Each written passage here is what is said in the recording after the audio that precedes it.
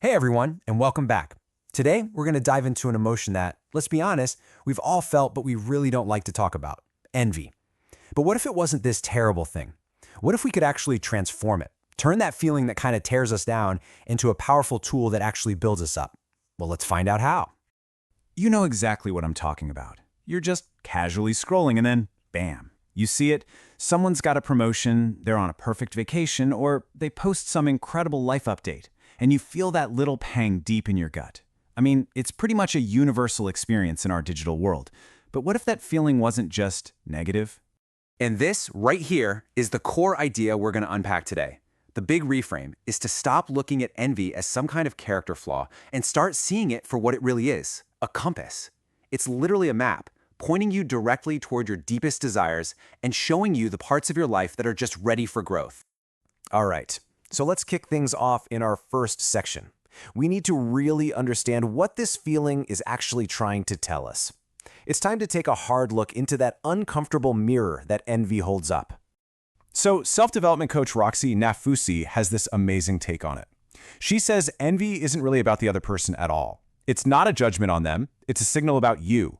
Think of it like a mirror reflecting exactly what you crave or, what part of you needs a little healing. Like, have you ever been quick to label someone arrogant? It might just be your brain's way of protecting your own insecurities. And here we go. This is our first practical tool. The next time that feeling of envy strikes, just pause. Ask yourself this exact question: what is this showing me that I need to heal or that I truly desire? Is it pointing you toward a career you've secretly wanted? Or maybe a level of self-confidence you wish you had?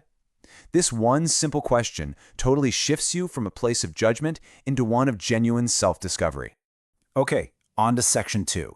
So we know envy is a signal, but why do we get so stuck in it? Well, it turns out there are a couple of really common psychological traps that just keep us spinning our wheels. Let's break them down. First up is the scarcity mindset. This is that deep-seated belief that success is like a limited pie. If someone else gets a huge slice, that means there's less left for you. But just look at the shift when you adopt an abundance mindset. All of a sudden, their success doesn't take anything away from you. It's proof of what's possible. It actually shows you what you can achieve too. And the second mind trap, it's something called the spotlight effect. It's that feeling that we're the main character in everybody else's movie, right? We're just convinced that everyone is noticing all our flaws. We think this giant spotlight is on us, judging our every single move. But here's the reality check. Everyone else is way too busy being the star of their own story to worry about yours. And this isn't just some abstract theory. This has a real, tangible cost. Just look at this number. A study by Dove found that a staggering 72% of young girls miss out on crucial life activities. We're talking joining a sports team or even just raising their hand in class, all because they're worried about how they look. They're letting a completely imaginary spotlight run their lives. Okay, so for section 3, we've laid out the problem, we've looked at the mind traps. Now let's get to the good stuff. The practical, powerful tools you can start using to actually rewire your brain and turn that envy into fuel. So, here's a super simple 3-step process. Step 1, just acknowledge the envy.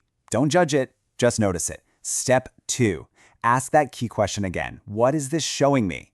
And then step 3, consciously, intentionally turn it into admiration. Ravi Devlukia has this brilliant little micro action for this: offer the person a compliment, even if it's just in your head. That one small act starts rewiring that envy into genuine inspiration. Now let's look at 2 more powerful reality checks. First, we've got downward comparison. And listen, this is not about looking down on other people. It's about glancing in your own rearview mirror and just appreciating how far you've already come. The second tool is the total life swap.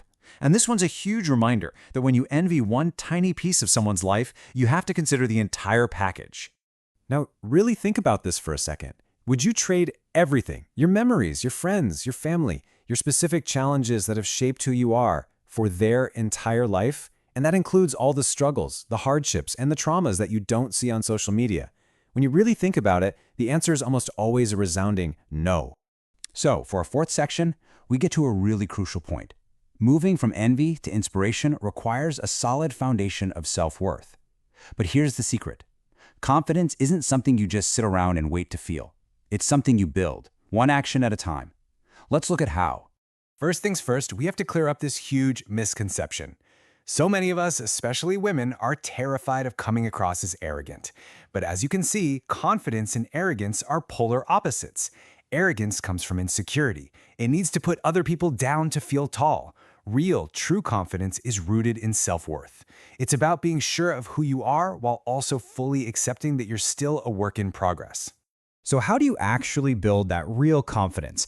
Well, it's built through consistent action. It comes from building self-trust by keeping the promises you make to yourself. It comes from making your own decisions instead of letting others make them for you. It's celebrating your wins, no matter how small they seem.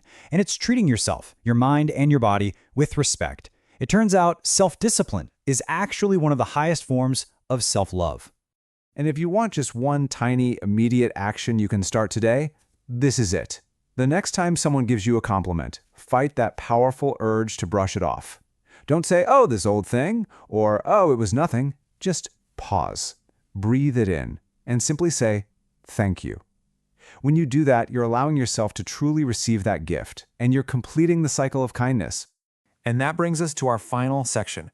We've talked about internal mindset shifts and personal actions, but the final piece of this puzzle is, well, a little counterintuitive. It's all about where we choose to put our focus. I know, it sounds like a paradox, doesn't it? But deep, lasting confidence often comes from getting out of your own head. Constantly obsessing over yourself, worrying about how you look, what people think of you, is a huge driver of insecurity. The antidote, surprisingly, is to shift your focus outward, away from yourself and onto others.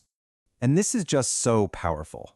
Roxy Nafusi shares that what truly grounded her during her darkest times wasn't focusing on fixing herself, but finding a purpose in serving other people. As she says, having something that was greater than me became my anchor. It gave her a reason for being that was so much bigger than her own self-doubt. So I'll leave you with this final thought to chew on. We spend so much time and energy trying to build ourselves up, trying to perfect ourselves. But what if real, unshakable confidence isn't found in self-focus at all, but in self-forgetting? What if it's found in those moments when we're so engaged in helping others, so absorbed in contributing to something larger than ourselves, that we completely forget to be insecure in the first place? Definitely something to think about. Thanks for joining me for this explainer, and I'll see you next time.